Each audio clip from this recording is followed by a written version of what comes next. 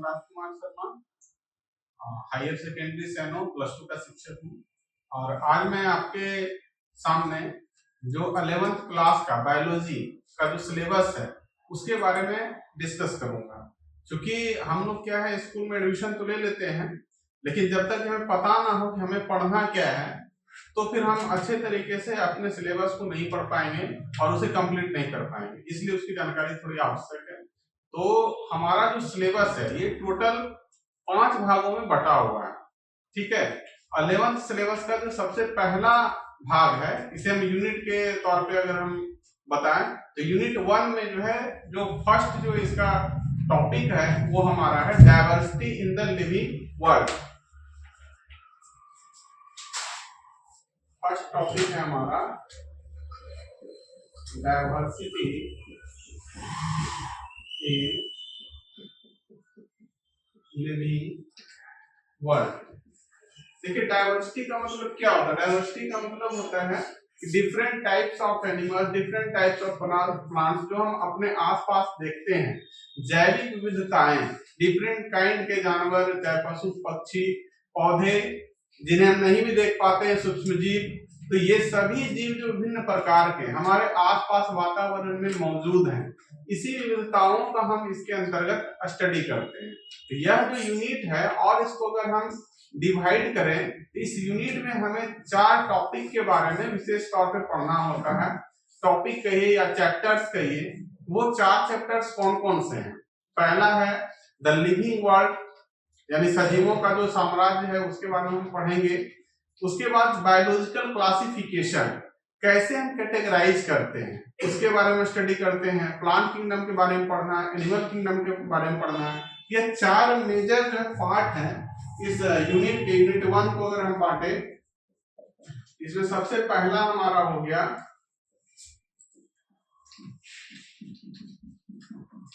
The living world, second biological classification, तीसरा हो गया हमारा प्लांट किंगडम, और चौथा हो गया एनिमल किंगडम। आइए थोड़ा विस्तार से समझें कि आखिर इसमें क्या क्या चीजें जो हमें पढ़नी है। द लिविंग वर्ल्ड यानी कि सजीवों का जो साम्राज्य है, इस धरती पर 2 ही चीजें, चाहे तो लिविंग है चाहे नॉन लिविंग है। लिविंग मतलब जिसके अंदर प्राण है, नॉन लिविंग जिसके अंदर प्राण नहीं है। तो उसके बारे में हम लोग इसके अंदर स्टडी करेंगे। इसका विस्तृत जो साम्राज्य है सजीवों का, डिफरेंट काइंड्स के हैं, तो इसके बारे में डिटेल्स में पढ़ेंगे। सेकेंड टॉपिक बायोलॉजिकल क्लासिफिकेशन, क्योंकि इतने बड़े जीवों की संख्या है, लाखों लाख जीव धरती पर मौजूद हैं, तो हम लोग सेपरेटली एक एक जीव के बारे में नहीं पढ़ सकते, इसे ग्रुपिंग कर दिया गया है। जैसे जब हम मार्केट में जाते हैं कोई सामान खरीदने के लिए, मान लीजिए कोई बर्तन हमको लेना है किसी दुकानदार के पास, तो जब हम बर्तन वाले दुकान में जाते हैं तो वहां पर देखते हैं कि एक तरह के जो बर्तन है वो एक खटाल में या फिर एक काउंटर पे उसे रखा जाता है। दूसरे तरह के बर्तन, जैसे मान लीजिए कटोरी लेना है ढेर सारा, तो कटोरी का अलग काउंटर में सारा कटोरी आपको नजर आ जाएगा। गिलास देखिए तो गिलास का काउंटर में अलग गिलास नजर आ जाएगा आपको हांडी लेनी तो हांडी का अलग एक जगह होगा, वहां सारा हांडी आपको मिल जाएगा। क्या करता है दुकानदार, बर्तन को जो है अलग अलग ग्रुप में व्यवस्थित कर देता है। ठीक उसी तरह से जीवों में समानता और विभिन्नता के आधार पे उसे कैटेगराइज किया गया है, ग्रुपिंग किया गया है, और इसी ग्रुपिंग का ही नाम होता है क्लासिफिकेशन। तो जब हम इस चैप्टर में जाएंगे तो और भी डिटेल्स इसके बारे में पढ़ेंगे, क्या क्राइटेरिया है जिसके माध्यम से बायोलॉजिकल क्लासिफिकेशन जो है किया जाता है। उसके बाद थर्ड देखिए, ये प्लांट किंगडम। किंगडम जो है अगर देखा जाए तो सभी सजीवों को पहले तो पांच ग्रुप में, मेजर ग्रुप में बांटा गया, जिसे किंगडम कहते हैं। सबसे पहला ग्रुप है मोनेरा। इसमें ऐसे जीव आते हैं जो कि सूक्ष्म जीव हैं। पूरा शरीर एक जीव का वो कोशिकाओं से मिलकर बना होता है। तो कुछ ऐसे भी जीव हैं जो कि आंखों से दिखाई नहीं देते हैं, और वह सिर्फ एक कोशिका का ही वो जीव होता है, एक कोशिका के ही वे जीव बने होते हैं जिसे यूनिसेलुलर कहते हैं। और इस कोशिका में भी कुछ ऐसे जीव हैं जिसमें कि न्यूक्लियस पाया जाता है और कुछ ऐसे एक कोशिकीय जीव हैं जिसमें कि न्यूक्लियस नहीं पाया जाता है। तो जिनके अंदर न्यूक्लियस नहीं पाया जाता है वैसे जीवों को मोनेरा ग्रुप के अंतर्गत रखा जाता है। यूनिसेलुलर एक सेल वाले जंतु जिसके अंदर न्यूक्लियस नहीं है वह सभी मोनेरा ग्रुप के अंदर आते हैं। दूसरा ग्रुप है प्रोटिस्टा। इसमें वैसे एक सेल वाले जंतु आते हैं जिसके अंदर न्यूक्लियस मौजूद है। तो यूनिसेलुलर एनिमल्स जिसके अंदर न्यूक्लियस मौजूद होता है और प्रोटिस्टा के अंतर्गत आ जाते हैं। तीसरा हमारा किंगडम होता है फंजाई का। फंजाई किसको कहते हैं? तो फंजाई वैसे जीव होते हैं जो कि अपने भोजन को चूस कर ग्रहण करते हैं, एब्जॉर्ब करके ग्रहण करते हैं। यह क्या है, प्रकाश संश्लेषण नहीं कर पाता और एनिमल के तरह मूवमेंट भी नहीं दर्शा पाता, यानी एक जगह से दूसरे स्थान गति नहीं कर पाता। इस कारण से इसे हम प्लांट के समतुल्य पहले मानते थे, लेकिन जितने भी प्लांट है वो चूंकि प्रकाश संश्लेषण करते हैं और फंजी प्रकाश संश्लेषण नहीं करता है, इसलिए फंजी को एक अलग किंगडम, अलग ग्रुप की बना दिया गया। तो तीसरा हमारा ग्रुप होता है फंजी का, चौथा हमारा है प्लांट किंगडम और पांचवा है हमारा एनिमल किंगडम। तो प्लांट किंगडम में सारे प्लांट्स आ गए और एनिमल किंगडम में सारे एनिमल्स आ गए। इस तरह से 5 किंगडम में व्हिटकर महोदय ने सभी जीवों को कैटेगराइज किया था। इसमें से 2 किंगडम के बारे में विस्तार से में पढ़ना है, एक है प्लांट किंगडम और दूसरा है एनिमल किंगडम। तो यह हमारा पहला यूनिट जो है डायवर्सिटी इन लिविंग वर्ल्ड यह समाप्त हुआ। और ऐसे ऐसे हमने बताया आपको कि 5 यूनिट का हमको अध्ययन करना है। पहले यूनिट में हमें इस 4 चैप्टर्स के बारे में डीप से पढ़ना होता है। अब चलते हैं दूसरे यूनिट की ओर।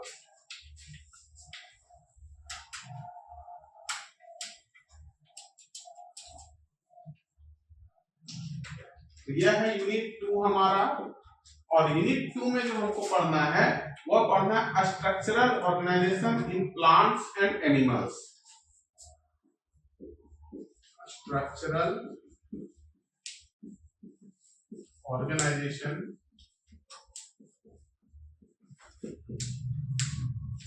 इन प्लांट्स एंड एनिमल्स। जैसा नाम से ही स्पष्ट है, स्ट्रक्चर मतलब कि संरचनाएं। सजीव है, सजीव का जो संरचना है, डिफरेंट टाइप के अंग पाए जाते हैं। पौधा है तो उसमें फल होगा, पत्ती होंगी, जड़ होंगी, तो उसका जो डिफरेंट पार्ट्स है बॉडी का, उसके बारे में हमें इसमें स्टडी करना होगा।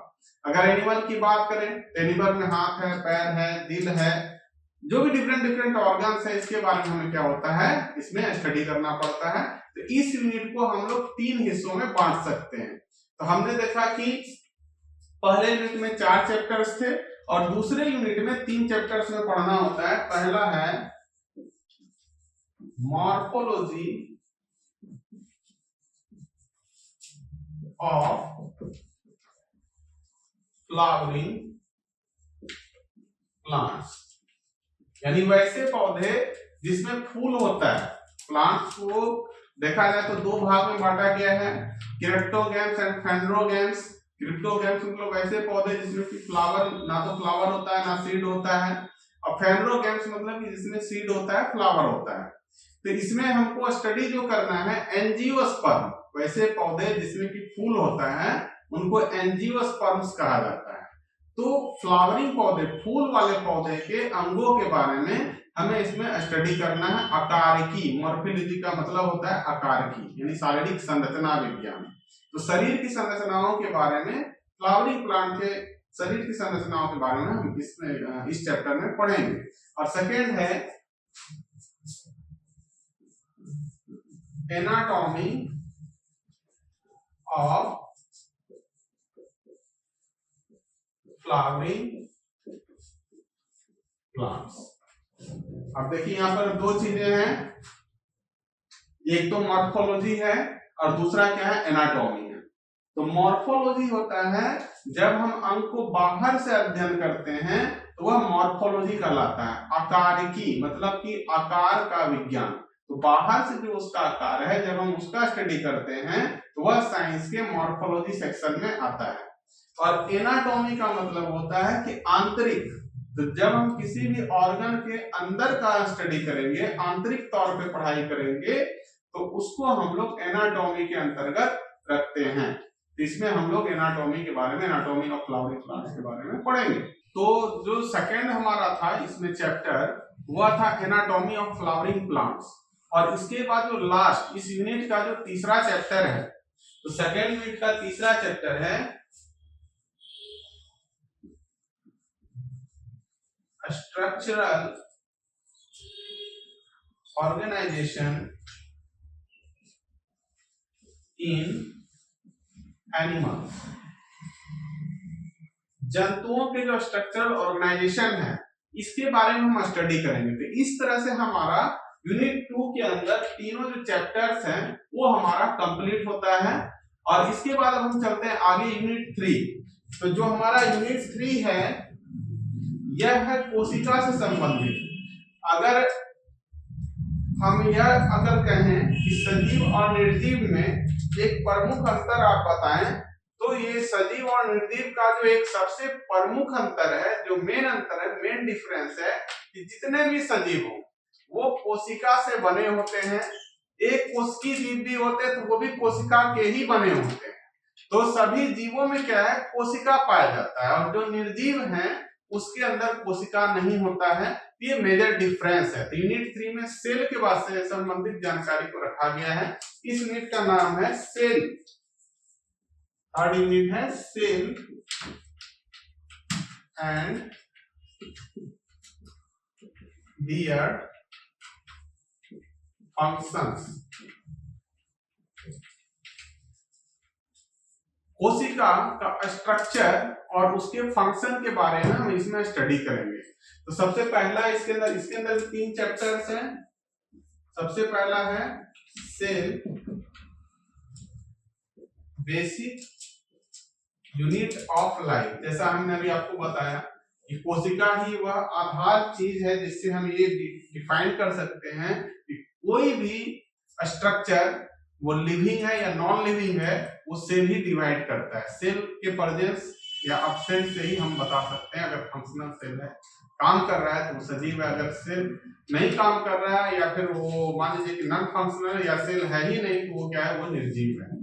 ठीक है। इसके बाद है सेकंड, इसके अंतर्गत हम लोग पढ़ते हैं बायोमोलिक्यूल्स के बारे में। तो बायोमोलिक्यूल्स, हमने मोलिक्यूल्स के बारे में केमिस्ट्री में भी पढ़ा है। अणु, इसके बारे में अणु क्या होता है, परमाणु क्या क्या होता है, ये हम विस्तार से already 9th and 10th class में पढ़ गए। लेकिन इसके आगे में एक देखिए टर्म जुट गया, बायो। बायो मतलब बायोलॉजी से संबंधित, बायो मतलब शरीर से संबंधित। तो ऐसे मॉलिक्यूल्स जो हमारे जीवन को चलाने के लिए जरूरी होते हैं, जो आधारभूत मॉलिक्यूल्स जो हर जीव में पाया जाता है, जरूरी होता है, उन मॉलिक्यूल्स के बारे में हम इसके अंदर स्टडी करते हैं। तो ऐसे 5 प्रमुख बायोमोलिक्यूल्स के बारे में इसमें हमें पढ़ना होता है। वो कार्बोहाइड्रेट है, फैट है, उसके बाद कार्बोहाइड्रेट, फैट, प्रोटीन और डीएनए एंड आरएनए। ये 5 मेजर जो है इसके अंदर बायोमोलिक्यूल्स हैं जिसके बारे में स्टडी करना है। इसमें भी डीएनए और आरएनए बेहद इंपॉर्टेंट है, जिससे प्रायः हर साल क्वेश्चन आता है। तो इसमें हम वो स्टडी करेंगे। और तीसरा लास्ट यह है cell cycle and cell division. Cell cycle and cell division. यह सेल साइकिल क्या है? एक कोशिका जन्म लेती है, यह अपना आकार वृद्धि करती है। आकार वृद्धि करने के बाद इसके अंदर डीएनए रेप्लिकेशन होता है, वृद्धि करता है और फाइनली वो सेल डिवाइड होकर के एक सेल से 2 सेल बन जाता है। मतलब कि एक सेल के जन्म से लेकर के 2 नए सेल बनने की ये जो पूरी प्रक्रिया है, इसी को सेल साइकिल कहते हैं। फिर से जो नया सेल बना और फिर से इसी तरह से अपने साइज में वृद्धि करेगा, डीएनए रेप्लिकेशन करेगा, डीएनए रेप्लिकेशन के बाद फिर से साइज में वृद्धि करेगा और फिर फाइनली वो भी डिवाइड होगा, फिर से 2 नया सेल बनाएगा। इस तरह से यह प्रक्रिया क्या है, शरीर के अंदर चलते रहती है। जब हम शिशु रहते हैं, छोटा आकार होता है, और जब हम बड़े हो जाते हैं हमारा आकार क्या है, बढ़ जाता है। ऐसा संख्या में बढ़ने के कारण, कोशिकाओं की संख्या में वृद्धि के कारण ही पॉसिबल हो पाता है। तो थर्ड जो चैप्टर है सेल स्ट्रक्चर एंड फंक्शन में, उसमें हम लोग इसी के बारे में पढ़ते हैं, cell cycle and cell division. तो यह यूनिट 3 हो गई। अब हम लोग बात करेंगे यूनिट 4 की। तो यह है प्लांट फिजियोलॉजी। फोर्थ जो यूनिट है हमारा, यूनिट 4, यह है प्लांट फिजियोलॉजी। फिजियोलॉजी का शाब्दिक अर्थ अगर हम लोग कहें, इसका मतलब होता है क्रिया विज्ञान। शरीर के अंदर जो लाइफ प्रोसेसेस हैं, इन क्रियाओं के बारे में पढ़ाई को हम लोग फिजियोलॉजी कहते हैं। तो प्लांट फिजियोलॉजी मतलब कि पौधे के शरीर में जो क्रियाएं होती हैं, उन क्रियाओं के बारे में हम लोग इसमें स्टडी करेंगे। तो इस यूनिट को भी हम लोग 3 चैप्टर्स में बांट सकते हैं। पहला चैप्टर है फोटोसिंथेसिस, दूसरा चैप्टर है रेस्पिरेशन और तीसरा चैप्टर है प्लांट ग्रोथ एंड डेवलपमेंट। तो इस तरह से 3 चैप्टर में जो हम लोग इसको बांटते हैं। फर्स्ट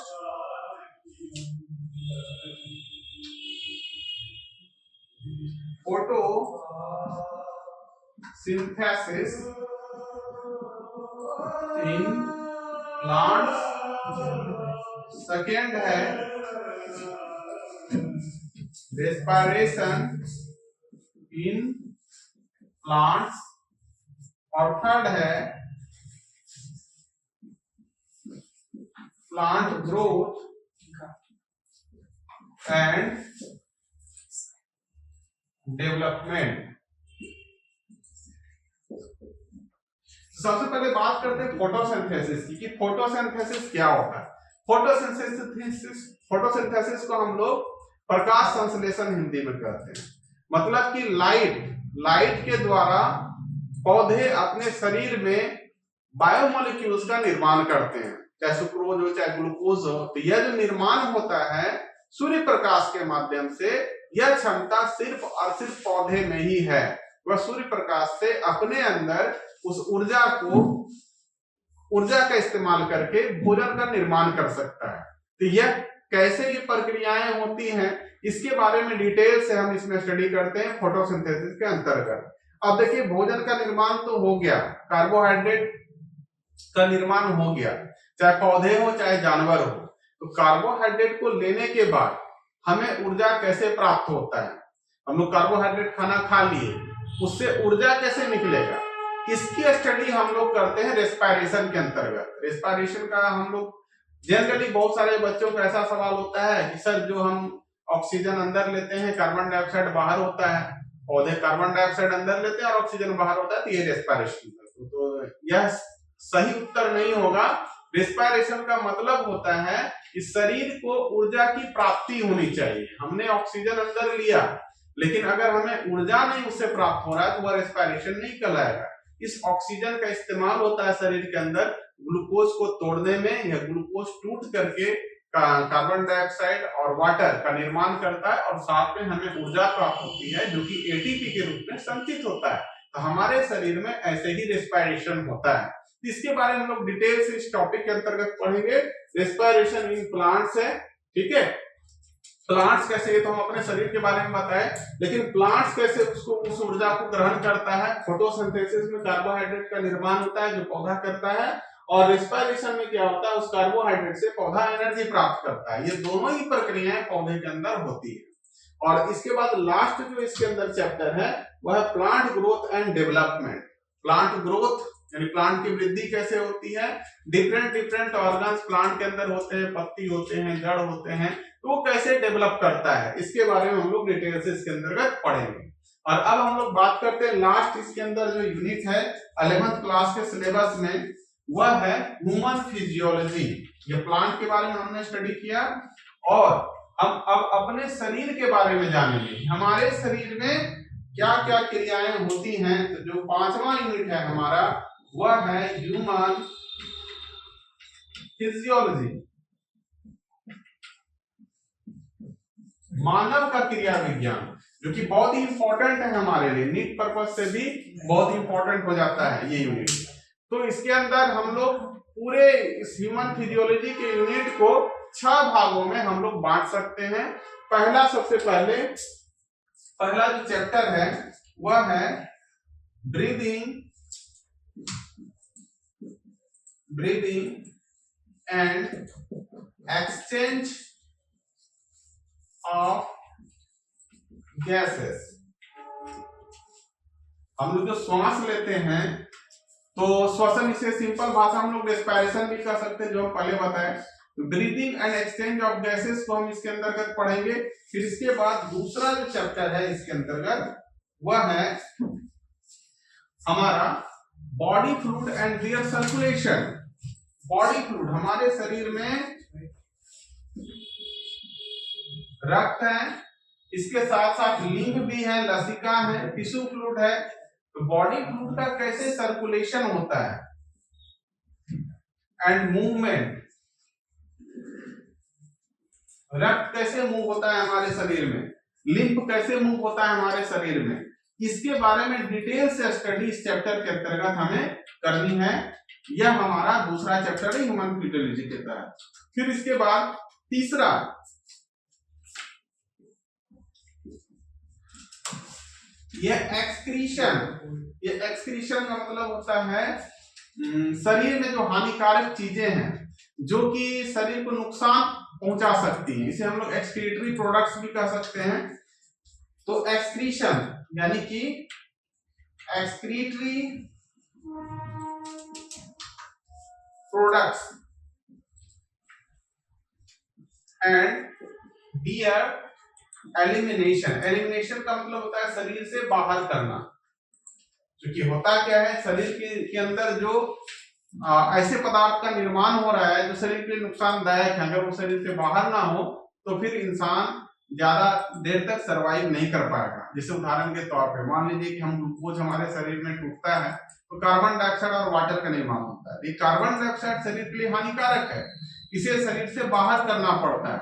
तो यह क्या है, एक्सक्रीशन है। इसी तरह से शरीर के अंदर प्रोटीन जब हम खाते हैं, प्रोटीन जब टूट करके एक्सक्रीटरी प्रोडक्ट बनाता है, कुछ जीवों में अमोनिया बनाता है, कुछ जीवों में यूरिया बनाता है, तो इसे शरीर से बाहर करना पड़ता है, जो कि पेशाब के रास्ते शरीर से बाहर होता है।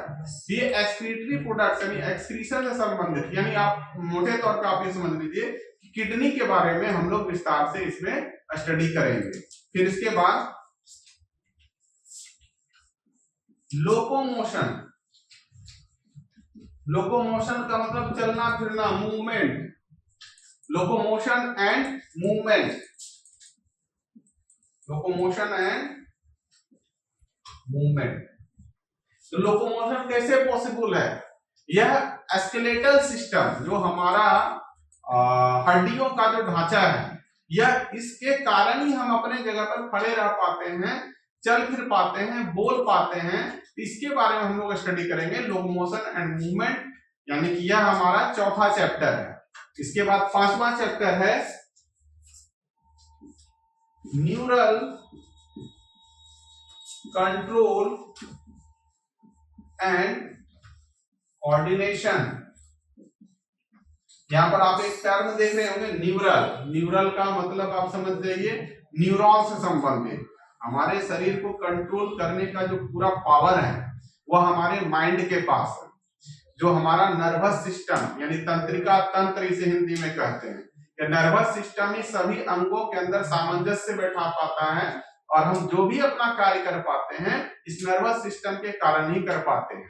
हमारा जो ब्रेन है यह सभी अंगों का किंग अगर कहा जाए या कंट्रोलर कहा जाए वो हमारा ब्रेन ही है। तो इसके अंतर्गत हम लोग ब्रेन के बारे में, ब्रेन से फिर स्पाइन जुड़ा हुआ है, स्पाइन के बारे में, फिर डिफरेंट टाइप्स ऑफ नर्व्स आते हैं उनके बारे में डिटेल से स्टडी करते हैं। यह न्यूरल कंट्रोल एंड कोऑर्डिनेशन कहलाता है। और लास्ट जो हमारा टॉपिक है, जो लास्ट चैप्टर है इस 5वें यूनिट में, जिसकी हम लोग 11th क्लास में स्टडी करेंगे, वह है हमारा केमिकल कंट्रोल एंड कोऑर्डिनेशन। यह केमिकल कंट्रोल क्या है? तो हमारे शरीर में कई तरह के केमिकल्स प्रोड्यूस होते हैं। केमिकल कहाँ बनते हैं? ग्लैंड के अंतर्गत। तो ग्लैंड्स दो तरह के हमारे शरीर में है, एक एक्सोक्राइन है, एक इंडोक्राइन है। इंडोक्राइन ग्लैंड्स जो है हार्मोन प्रोड्यूस करते हैं, या हार्मोन्स हमारे शरीर को कंट्रोल करता है। उस केमिकल के माध्यम से सेल को मैसेज मिलता है, एक मैसेजिंग का काम यह केमिकल करता है, जो उस ग्लैंड के अंतर्गत, ग्रंथि के अंतर्गत वो प्रोड्यूस होती है। तो इसी के बारे में स्टडी हम लोग करते हैं 19th, यानी कि लास्ट जो चैप्टर है हमारा, जब आप सभी यूनिट के सभी चैप्टर्स को मिलाइएगा, यह 19वें नंबर पे यह चैप्टर आएगा। यह है केमिकल कंट्रोल एंड कोऑर्डिनेशन। यहां तक हम जो है सिलेबस के बारे में कंप्लीट जानकारी हम लिए कि ये 11th के सिलेबस में आखिर हमको पढ़ना क्या है। और जब तक कि हम अपने सिलेबस को अच्छी तरीके से नहीं समझेंगे बच्चों, तो हम लोग क्या है, एक मजबूत पकड़ जो है अपने स्टडी पे नहीं बना पाएंगे। तो इन्हीं 19 चैप्टर्स को पढ़ना है, इसके बारे में हम लोग डिटेल से पढ़ेंगे। और नेक्स्ट जो हमारा क्लास होगा वो हम लोग प्रथम चैप्टर यानी कि द लिविंग वर्ल्ड से स्टार्ट करेंगे। तो मिलते हैं अगले क्लास में। Thank you very much. Okay bye.